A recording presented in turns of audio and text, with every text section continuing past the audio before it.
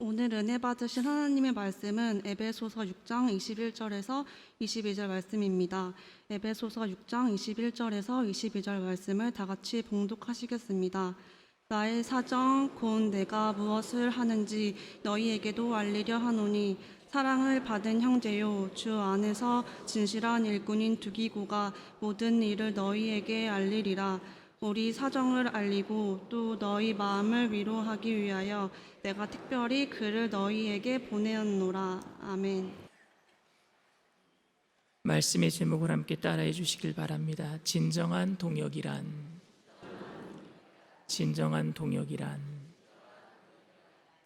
요즘 10대들은요 다 말을 줄여서 해요.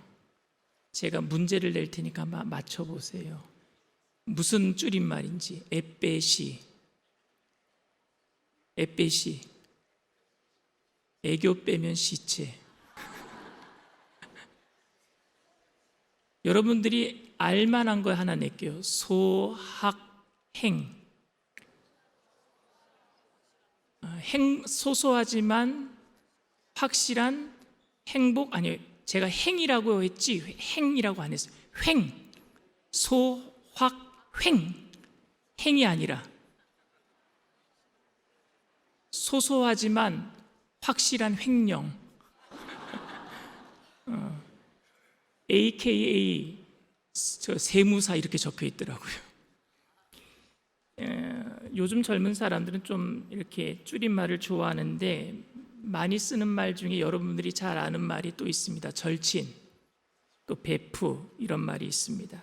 절친은 더할 나위 없이 친한 친구의 준말이고, 베프는 베스트 프렌드의 준반입니다. 각각 가깝게 교제하며 지내는 사람은 많아도 정말 마음 줄 수 있는 친구가 없다라고 생각하기 때문에 그냥 친구들 많은데도 그 중에 절친이 따로 있고, 친구들이 많은데 그 중에도 베스트 프렌드, 베프가 따로 구별되어야 하는 상황인 것 같습니다. 여러분들은 어떤 사람이 여러분들에게 진짜 친구라고 생각하십니까? 혹시 여러분들에게 진짜 베스트 프렌드, 절친이 있습니까? 가장 친한 친구가 누구입니까? 라고 물으면 대부분의 사람들은 세상 물정 모르고 함께 모든 것을 터놓고 지냈던 옛날 어린 시절 친구를 꼽을 겁니다. 제가 노래 하나를 들려드릴 건데 제 나이대가 발각이 될 것 같아서 노래를 들려드리면, 진달래 먹고 물장구 치고 다람쥐 쫓던 어린 시절. 우리 저 안수 입사님 앞에서 따라 하신다. 이거 옛날에 그 시각장애인 가수였던 이용복 씨가 불렀던 노래입니다. 오래된 친구들에 관한 노래였어요. 같이 물장구도 치고 다람쥐도 쫓고. 오래된 친구가 편한 건 사실입니다. 30년, 40년 만에 보는 초등학교 동창임에도 불구하고 막 야 부르고 이름 불러대는 것 굉장히 친하기 때문에 그런 거죠. 오래전에 교회에서 만났던 그런 형, 오빠, 동생들을 만날 때도 그냥 다 커서도 오빠하고 형 할 수 있는 것은 허물이 없는 절친이 맞습니다. 우리 교회가 허물 없이 서로 소통하는 교회가 되려면 명칭 바꾸면 돼요. 장로님을 형 그러면 되고, 권사님을 누나 그러면 돼요. 여기 있는 저는 젊은 오빠라고 불러주시면 됩니다. 그런데 우리는 다 커서 만났잖아요. 어른이 되어서 만났잖아요. 어른이 되어서 만나서 장로님 안 부르고 형 그러고 권사님 안 그러고 누나 그러는 건 실례입니다. 왜냐하면요, 이해관계가 얽힌 이후에 만났기 때문에 그래요. 어른이 된 이후에. 어쩌면 어른이 되어가는 과정 속에서 자꾸 상처가 생기다 보니까 그 마음을 다 못 내주는 것 같아요. 그래서 그냥 장로님, 권사님, 목사님, 어른이 되어가는 과정에서 처음에는 그렇지 않았는데 마음을 주었다가 상처를 받고 마음을 주었다가 배신당하고 그런 일들을 한두 번 겪고 나면은요, 이제 어른이 되고 난 다음부터는 만나는 사람들에게 마음 주는 게 불편한 거예요. 그러니까 함부로 형, 누나 할 수 없어요. 영국에서 2,000명의 성인들을 대상으로 진짜 친구의 특징은 무엇인가 설문조사를 했습니다. 10가지 정도를 찾았는데 그중에 제가 5가지만 한번 소개해 드리겠습니다. 첫 번째, 진짜 친구는 내 말을 잘 들어주고 그리고 솔직한 의견을 말해줄 수 있는 사람이다. 진짜 친구는 대화가 끊어졌을 때 침묵을 깨야 한다라는 부담을 느끼지 않는다. 진짜 친구는 슬픔이나 절망에 빠졌을 때 기대어 울 수 있는 어깨를 내어주는 존재이다. 어떤 경우에도 내 뜻을 따라주고 깊은 비밀을 철저히 지켜주는 사람이 진짜 친구이다. 아무 말 하지 않았는데도 내가 울적하고 우울해한다라는 것을 알아챌 수 있을 만큼 교감을 가지고 있는 사람이 진짜 친구이다. 정말 듣기는 좋은 말이기는 한데 솔직히 저는 이런 리스트를 보면서 너무 이기적이고 너무 이상적이라는 생각이 들어요. 어쩌면 사람들은 친구에 대한 이런 환상 때문에 진짜 친구를 친구라고 부르지 못하면서 살고 있을지 모르겠다라는 생각을 합니다. 그러니까 아무도 우리 옆에는 이런 조건을 가지고 있는 친구가 없는 거예요. 이렇게 나를 이해해 줄 수 있는 사람이 누가 있겠습니까? 진짜 친구는 운명적인 만남으로 만들어지는 것이라고 생각하기 때문에 나이가 들면 들수록 운명적인 만남은 점점 요원해지고 그래서 친구가 없는 것 같습니다. 그런데 오늘 성경에 등장하는 바울한테는요, 동역자가 굉장히 많았어요. 친구가 굉장히 많았습니다. 그런데 여러분, 바울의 친구 중에, 바울의 동역자 중에 두기고라고 하는 사람을 아십니까? 바울은 에베소에서 2년 반 동안 목회를 했습니다. 두기고는 그때 알게 되었던 에베소 출신의 교인으로 짐작이 되는데, 바울이 에베소에서 사역을 마치고 예루살렘으로 갈 때에 바울을 따라갔던 사람이 두기고입니다. 그는 바울이 체포되어서 가이사랴 감옥에 갇혔을 때에도 바울의 곁을 지켜주었고, 바울이 로마로 이송이 되어서 로마 감옥에 갇혔을 때에도 그와 끝까지 함께한 사람이 바로 이 두기고라는 사람입니다. 바울이 에베소를 떠난 지 3년 혹은 4년이 지난 이후에 환난과 시련으로 인해서 에베소 교회가 어려움을 겪고 있던 당시 에베소 교인들을 위로하기 위해서 쓴 편지가 오늘 에베소서입니다. 근데 이 편지를 에베소 출신이었던 두기고가 가지고 갈 것이라고 하면서 오늘 본문 에베소서 끝맺은 말씀을 이렇게 하고 있습니다. 에베소서 6장 21절에서 22절 말씀입니다. 나의 사정 곧 내가 무엇을 하는지 너희에게도 알리려 하노니 사랑을 받은 형제요 주 안에서 신실한 일꾼인 두기고가 모든 일을 너희에게 알리리라. 우리 사정을 알리고 또 너희 마음을 위로하기 위하여 내가 특별히 그를 너희에게 보내었노라. 이 편지를 보낸 지 몇 년 이후에 바울은요 로마 감옥에 2번째 갇히게 됩니다. 처음 감옥에 갇혔다가 가택연금으로 풀려났지만 마지막 2번째 감옥에 갇혔을 때에는 네로 황제에 의해서 순교를 당할 때예요. 그때 2번째로 로마 감옥에 갇혀 있으면서 바울의 마지막 옥중서신이라고 우리가 생각하고 있는 디모데후서를 기록했거든요. 근데 디모데후서를 기록하고 있을 당시 에베소 교회의 목사였었어요. 디모데가 에베소 교회의 목사였던 디모데에게 겨울이 오기 전에 꼭 한번 나를 방문해 달라라고 부탁하면서 그 편지를 에베소에 또 보내거든요. 그때 여러분 이 편지를 누가 전달했을까요? 두기고입니다. 두기고가 또 에베소에 갔어요. 그리고 바울은 디모데가 없는 동안에 에베소 교회는 그럼 누가 맡겨놓고 누가 설교하고 온다라는 거예요? 두기고가 설교하는 거예요. 두기고가 편지 보내주고 디모데 너 가서 지금 바울 선생 좀 만나라. 그리고 디모데가 목회했던 그 에베소 교회를 잠시 목회를 임시로 누가 하느냐? 두기고가 하는 거예요. 바울이 니고볼리라고 하는 도시에서 겨울을 나야 할 때가 있었습니다. 굉장히 어려웠어요. 당시에 굉장히 외로운 상황이었어요. 그래서 사람이 보고 싶었어요. 자기의 영적인 아들인 디도를 보고 싶어 했어요. 그런데 디도는 당시에 그레데에서 목회를 했었거든요. 바울은 그레데에 있는 디도를 불러서 나와 함께 좀 교제하자라고 얘기를 했는데 그레데에 그럼 누구를 보냈을까요? 두기고예요. 두기고가 가서 디도 대신 그레데 교회를 맡고 있고 디도는 바울을 만나러 간 겁니다. 그때 디도서를 편지를 보낸 거예요. 디도한테 누굴 통해서 보낸 거예요? 두기고를 통해서 보내는 겁니다. 바울이 에베소에서 목회할 때 처음 두기고를 만난 이후에 10여 년의 세월을 같이 보냈습니다. 그저 평범해 보이는 사이가 아니라 그냥 좋은 관계를 가지고 있던 사람이 아니라 늘 함께 있으면서 함께 고난을 당했던 사람이 두기고입니다. 바울이 어려울 때, 힘들 때에 언제나 그 곁에서 수발을 들면서 바울을 도와주고 바울과 동행했던 사람이 바로 두기고입니다. 비록 우리에게 잘 알려져 있지는 않지만 어쩌면 바울에게는 그 누구보다도 가장 가까웠던 사람이 두기고입니다. 바울은 이 두기고를 에베소 교회에 보내면서 두 가지 일을 해줄 것이라고 오늘 본문에 이야기를 합니다. 하나는 바울의 근황에 대해서 알려주고 에베소에 보내는 편지에 기록된 내용들에 대해서 좀 더 자세하게 설명해 줄 것이고, 두 번째로 에베소 교인들 너희들을 위로해 줄 것이다 라고 이야기합니다.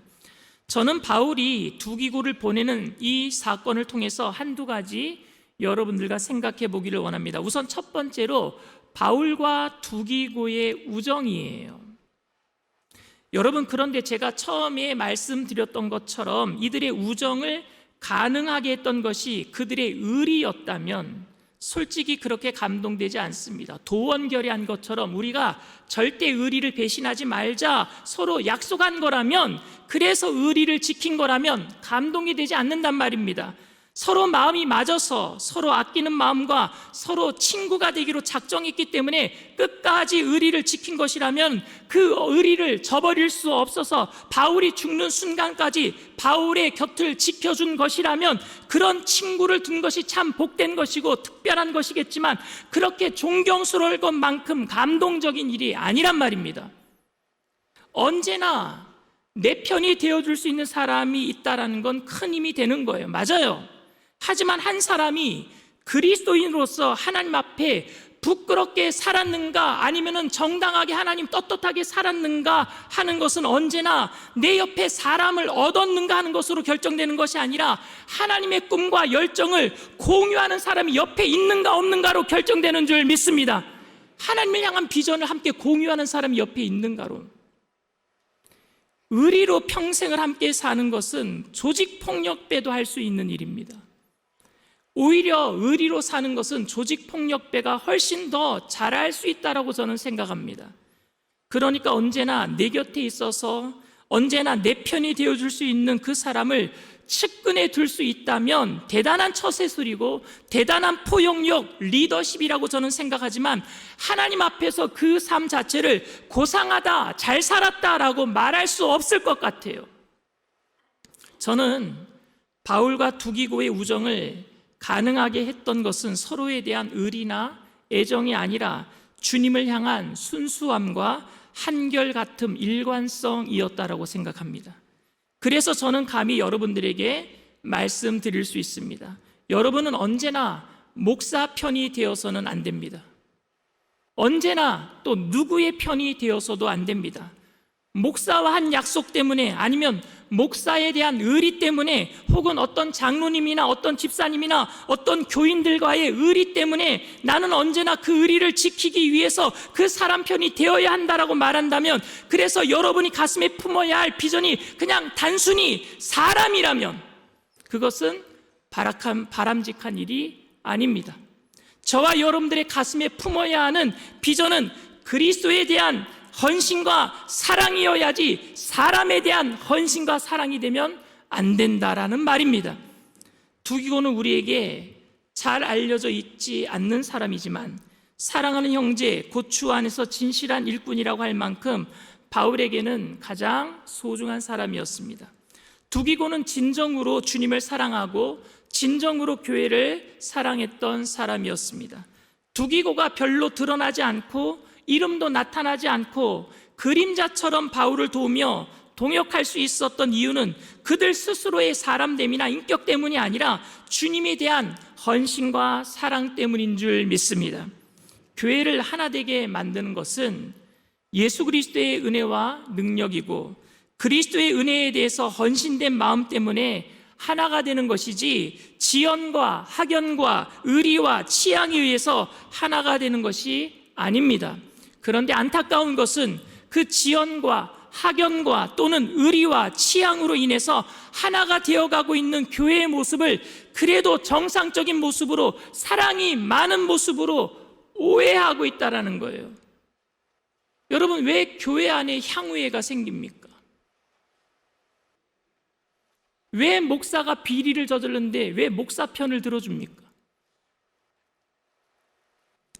여러분들이 목사를 지지하고 목사를 도와주는 것은 굉장히 중요한 일이지만, 목사에게 비리가 보이고 목사의 생각 속에 야망이 있거나 탐욕이 보이고 그런 부정하고 타락한 짓을 하고 있음에도 불구하고 그래도 우리 목사님은 나와 고향이 같아, 그래도 여태까지 몇 년을 함께 지냈는데 내가 목사 편이 되어주어야지 라고 말한다면 그건 패거리 작당이에요.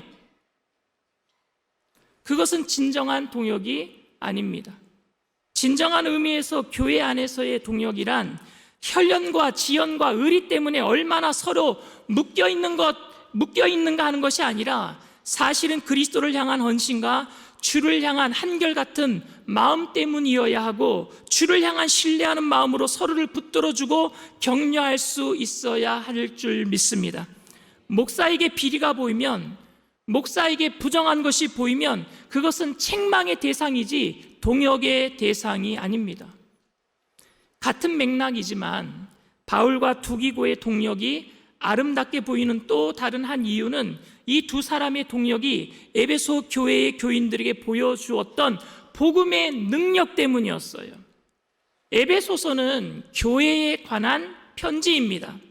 이방인과 유대인이 하나가 되는 것, 종과 자유인이 하나가 되어서 예수 그리스도를 주로 고백하는 아름다운 공동체가 바로 교회입니다. 이게 에베소서의 주제입니다. 비록 세상에서는 시련과 환난이 많아도 영원한 하나님의 나라를 소망하며 바라보며 그 은혜로 낙심하지 않고 주어진 일에 묵묵히 감당하며 자기의 처한 처소에서 그리스도의 주되심을 나타내도록 하는 것이 그리스도의 삶, 사명에 대한 이야기, 바로 에베소서 이야기입니다. 그 에베소서의 교인들을 위해서 사도 바울은 종과 자유인이 하나가 되어야 됩니다. 유대인과 이방인이 하나가 되어야 됩니다. 그리고 우리는 성령이 하나가 되게 하신 것을 힘써 지켜야 합니다. 이런 얘기를 했어요. 에베소서 4장 3절 말씀입니다. 평안에 매는 줄로 성령이 하나 되게 하신 것을 힘써 지키라. 바울은 에베소 교인들에게 복음의 신비는 이방인과 유대인이 하나가 되는 것이고 종과 자유인이 하나가 되는 것이라서 복음 안에서 서로 용납하고 허물과 죄가 있으면 용서해주고 용서를 구한 사람을 용서해서 복음 안에서 바로 세워주는 것, 이것이 교회라고 말했어요. 그게 에베소서 이론이에요. 이론. 여러분, 말만 하면은 능력이 있겠습니까? 편지만 보내면 능력이 있겠습니까? 그런데 편지를 가지고 간 사람이 누굽니까? 두기고예요. 바울과 함께 고난을 당한 사람이에요. 그런데 두기고와 함께 간 한 사람이 더 있었습니다. 그 사람의 이름이 뭐냐면요, 오네시모예요. 오네시모가 어떤 사람입니까? 오네시모는 노예였었어요. 그는 노예로 사는 것이 너무 억울하고 그리고 너무 힘이 들어서 주인의 물건을 훔쳐가지고 주인을 피해서 도망갔어요. 도망친 노예가 붙잡히면 사형입니다, 여러분. 그 주인이 그를 잡아서 마음대로 죽일 수도 있는 상황입니다. 그런데 주인을 피해서 도망갔다가 로마에서 붙잡히게 되었어요. 그리고 감옥에 갇혔는데 공교롭게도 그 감옥 안에서 누구를 만나느냐? 사도 바울을 만나는 거예요. 그리고 사도 바울을 통해서 복음을 들었고 용서받고 변화되었어요.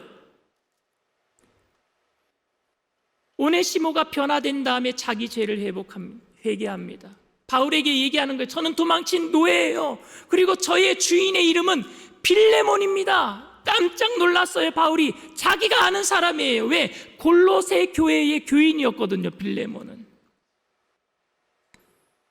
오네시모가 풀려나서 자유인이 되었을 때 바울은 오네시모를 골로새 교회로 다시 돌려보냅니다. 너 거기 가서 다시 회개해야 된다. 결자해지. 너 거기서 가서 다시 풀어야 된다. 네 문제를 풀어야 된다. 그리고 골로새 교회에다가 편지를 써줘요. 그게 골로새서예요. 그리고 그의 주인 빌레몬에게도 편지를 써요. 그게 빌레몬서입니다. 그리고 그것을 가지고 에베소를 통해서 골로새로 가는 거예요. 에베소 교인들이 먼저 누구를 만나느냐? 두기고를 만나고 그 옆에 서 있는 오네시모를 만나는 겁니다. 오네시모는 에베소를 거쳐서 골로새로 가야 돼요. 골로새 내용에 보면 이런 내용이 있습니다. 골로새서 4장 7절에서 9절 말씀입니다. 다 같이 읽습니다. 두기고가 내 사정을 다 너희에게 알려주리니 그는 사랑받는 형제요 신실한 일꾼이요 주 안에서 함께 종이 된 자니라. 내가 그를 특별히 너희에게 보내는 것은 너희로 우리 사정을 알게 하고 너희 마음을 위로하게 하려 함이라. 신실하고 사랑을 받는 형제 오네시모를 함께 보내노니 그는 너희에게서 온 사람이라. 그들이 여기 일을 다 너희에게 알려주리라. 여러분, 너무 멋있지 않습니까? 이게 복음의 능력 아닙니까? 절대로 용서할 수 없고, 아니 덮어줄 수도 없고, 오랜 세월 복음을 위해서 함께 수고했던 사람끼리도 사소한 일로 마음 상해서 왕래하지 않는 것이 교회 안에 비일비재한데, 이 복음의 은혜 안에서 어떻게 이렇게 용서하고 화해하는 아름다운 모습을 보일 수 있는지, 복음 안에서는 이방인도 없고 유대인도 없고 복음 안에서는 종도 없고 자유인도 없습니다. 이 편지를 읽고 있는 에베소 교인들이 그 자리에 있는 오네시모를 보고 있다라고 한번 생각해 보시길 바랍니다. 그리고 몇 년 전에 바울을 따라 나섰다가 고난과 박해를 받으면서도 한결같은 마음으로 바울의 곁을 지키고 있었던 두기고를 함께 보고 있다라고 여러분 한번 상상해 보시길 바랍니다. 이 사람들을 보는 것만으로도 교회가 어떤 곳인지 감동이 되었을 것 같아요. 아, 교회는 이렇게 하나가 되는 곳이구나.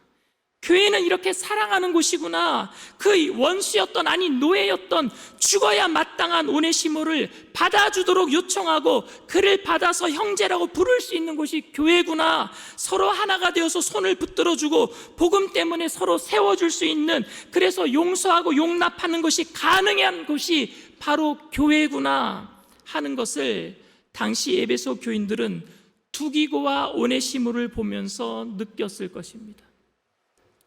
살아있는 공부가 되는 거예요. 복음의 능력은 이렇게 살아 움직여야 될 줄 믿습니다.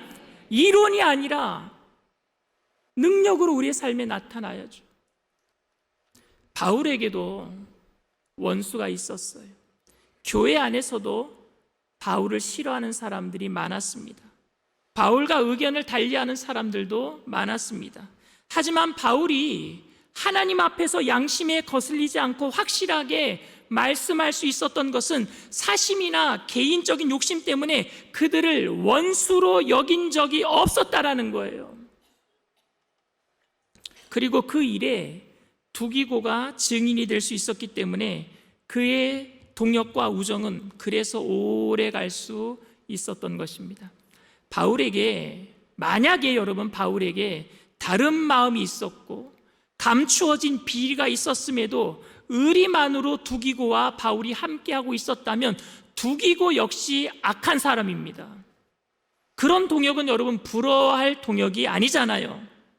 그런데 바울과 두기고의 동역은 한결과 같았어요. 주님을 향한 마음이 한결같았어요. 주님을 향한 마음이 늘 순수했었어요. 그래서 둘이의 마음이 맞았던 거예요. 주님 때문에. 그래서 저는 여러분들에게 감히 요청할 수 있습니다. 여러분들이 저를 도와주시고 여러분들이 저를 사랑해 주시고 여러분들이 저를 아껴주시는 것, 그것은 진심으로 귀하게 생각하고 진심으로 감사하게 생각합니다. 하지만 여러분들이 제가 만일 예수 그리스도의 복음을 말하지 않거든, 제가 만일 비리와 부정을 저질러거든, 개인적인 야망으로 여러분들을 이용하려고 하거나 교회를 어지럽게 만들거든, 여러분들은 저를 책망하셔야만 합니다. 책망해야 돼요. 여러분들은 절대로 제 곁을 지켜주어서는 안 됩니다. 책망하셔야 되고 바로 잡아줘야 되고, 그래서 우리 모두가 하나 된 이유는 하나님을 향한, 이 교회를 향한 주님 때문에 하나가 되어야 된다라고 말해야 될 줄 믿습니다. 여러분, 책망은 용납하기 위한 방편이지 내어 쫓기 위한 방편이 아니에요. 또한 그렇기 때문에 여러분들은 용서하고 용납해 주어야 됩니다. 의견이 다르고 뜻이 다르고 생각이 다르다라고 할지라도 교회를 사랑하는 마음이 분명하며 또한 하나님을 사랑하는 마음이 분명하다 생각된다면 우리는 다 형제이고 우리는 다 예수 그리스도 안에서 동역자인 줄 믿습니다. 그래서 용서해야 되고, 그래서 용납해야 되고, 그래서 격려해야 되고, 우리는 그리스도 안에서 하나가 된 것을 드러내야 합니다. 제가 주님을 떠나서 욕심과 미워함을 드러내 보여도 항상 제 곁을 지켜주는 사람이 많다면 세상적으로 탁월하다, 처세했다 말할 수 있을지 몰라도 바울과 두기고의 동역의 관계는 아닐 거예요. 오늘 에베소서 본문을 통해서 한 가지 더 생각해 보고 싶은 것은 두기고가 바울의 사정을 에베소 교인들에게 알려줄 것이다 라는 말입니다. 에베소서 6장 21절 말씀입니다. 나의 사정 곧 내가 무엇을 하는지 너희에게도 알리려 하노니 사랑을 받은 형제여 주 안에서 진실한 일꾼인 두기고가 모든 일을 너희에게 알리리라. 바울이 두기고가 내 사정을 너희에게 알려줄 거야 라고 얘기할 때 바울의 사정은 뭔가요, 여러분? 어떤 사정을 알려주겠다라는 거예요? 그냥 감옥에서 너희들 걱정하지 마, 그래도 나 잘 견디고 있어, 이런 사정 알려주려고 그 사정 알려준다는 얘기입니까? 아니요. 바울이 무엇을 어떻게 하고 지내는 것을 알려주는 것이 아니라 여전히 바울은 감옥 속에서도 주님을 사랑하고 그 감옥 속에서도 복음을 붙들고 살아가고 있다라는 사실을 알려주겠다라는 거예요. 여전히 순수하게 예수님 믿고 있다, 용기 있게 목에 칼이 들어와도 예수님만이 구주가 되신다 외치고 있다, 이 사실을 누가 알리는 거예요? 두기고가 알려준다라는 거예요. 그러니까 두기고는 바울의 삶의 증인인 셈입니다. 두기고가 보았다는 바울은 감옥에 있으면서도 한결같이 주를 사랑하고 바울의 마음은 언제나 주님을 생각해서 교회가 잘 되기를 바라는 마음이 있다는 것을 두기고가 증인이 되어서 얘기해 준다라는 거예요. 왜? 두기고도 그렇게 살았으니까 둘이 서로가 삶의 증인이 되는 거예요. 여러분들이 우리 교회 좋다라고 목사님 잘생겼다라고 밖에 나가서 그렇게 전도하지 마시고, 여러분들이 제 삶의 증인이 되어주려면 제가 얼마나 교회를 사랑하는지, 제가 얼마나 예수님을 사랑하는지 여러분들도 예수님 똑같이 사랑하고 교회를 똑같이 사랑하는 삶으로 증인이 되어주시기를 부탁을 드립니다. 두기고가 그렇게 했다라는 거예요. 바울을 위해서. 그게 바로 동역입니다. 같은 생각과 같은 의견을 가지고 있는가 하는 것으로 동역을 이루는 것도 아니고, 누가 누구의 편이 되었는가 하는 것으로 동역을 이루는 것도 아닙니다. 동역이란 한결같은 마음으로 주를 사랑하며 주의 교회를 사랑한다는 그것이 확인될 때에 거기에 동역이 가능해지는 겁니다. 그리스도인들에게 동역이란 자신의 나라를 세우는 것이 아니라 주님의 나라를 세우는 것이기 때문에 그렇습니다. 우리에게는 내 편도 없고 네 편도 없습니다. 네 편, 내 편 만들어서 마음에 맞는 사람들끼리 사역을 하면서 그것을 동역이라고 부른다면, 그래서 서로의 잘못과 허물도 의뢰히 덮어주고 감싸주지만 그렇지 않은 상대방의 조그만 비리조차도 크게 부각시켜서 흠잡을 거리로 만들려고 하고 있다면 그것은 결코 아름다운 동역이 아니에요. 사랑하는 성도 여러분, 여러분은 모두가 다 누구의 편이 아니라 예수 그리스도의 편인 줄 믿습니다. 그 나라를 위해서, 그리고 그 나라를 바라보는 믿음으로 주님을 섬기기 위해서 하나가 된 사람들인 줄 믿습니다. 우리 교회에 어려운 시간들이 있었어요. 그 어려움 때문에 제가 3년 전에 담임 목사로 청빙을 받아서 이곳에 왔고요. 어려운 시간을 통해서 서로의 의견이 다르거나 서로의 입장이 달라서 마음을 상하게 하거나 혹은 그래서 마음이 상하고 언짢았던 경우들도 많이 있었을 것입니다. 그러나 이제 성령 안에서 하나가 되게 하신 것을 힘써 지켜야 될 줄 믿습니다. 우리 모두 다 동역자이기 때문에 그래요. 오늘 우리가 동일하게 고백할 수 있는 것이 있다면 그것은 우리가 어떤 형편에 있든지 어떤 입장에 있든지 주를 위해 같이 있는 줄 믿습니다. 주님 때문에 있는 거예요. 목사 때문에 있는 것도 아니고, 나와 의견이 잘 맞는 장로님이나 권사님 때문에 있는 것도 아니고, 주님 때문에 일산순복음 영산교회에 있는 줄 믿습니다. 그렇게 고백할 수만 있다면 우리는 동역자의 우리가 하나가 될 수 있단 말입니다. 그래서 우리의 아름다운 동역은 의리 때문도 아니고 학연 때문도 아니고 지연 때문도 아니고 같은 의견 때문도 아니라 예수 그리스도의 몸을 이루고 있는 지체이기 때문에 하나가 되는 줄 믿습니다. 그렇게 하나됨으로 힘써 성령이 하나 되게 하신 것을 지켜나가는 저와 여러분들 다 되시기를 주님의 이름으로 축원을 드립니다. 이 시간 말씀을 생각하시면서 잠시 묵상으로 기도해 주시길 바랍니다. 오늘 저희 교회에 처음 나오신 분이 계십니까? 교회를 다니다가 상처받고 오랫동안 교회를 떠나 있다가 오랜만에 다시 나오신 분이 계십니까? 교회는 머리 대신 예수님의 몸을 이루는 공동체예요. 오늘 여러분들은 주님의 몸을 이루는 하나의 공동체가 되게 될 줄 믿습니다. 그 예수 그리스도의 몸이 된다라는 것은 그 몸 안에 있는 영원한 생명을 얻게 되는 거예요. 그 영원한 생명을 얻은 사람들은 죽어도 다시 살고 살아서는 영원히 죽지 않은 천국으로 옮겨지게 될 줄 믿습니다. 근데 그 몸 안에 들어오지 못하는 사람들은 육신의 죽음 이후에 영원한 불못으로 던져지는 두 번째 죽음에 던져지게 돼 있어요. 오늘 여러분들을 예수님의 몸으로 초청합니다. 나도 예수님과 동역하기를 원합니다. 주님의 몸으로서 교회 안에서 많은 사람들과 함께 그리스도의 영광을 위해서 살겠습니다 하시는 분들은 믿음을 가지고 그 자리에서 일어나 주시길 바랍니다. 인터넷상에서 TV상에서 예배 드리는 그 자리에서도 처음 예배를 드리는 분이 계시다면 믿음을 가지고 일어나 주시길 바랍니다. 일어나신 분들은 제가 하는 기도를 따라해 주시길 바랍니다. 하나님 아버지, 저는 죄인입니다.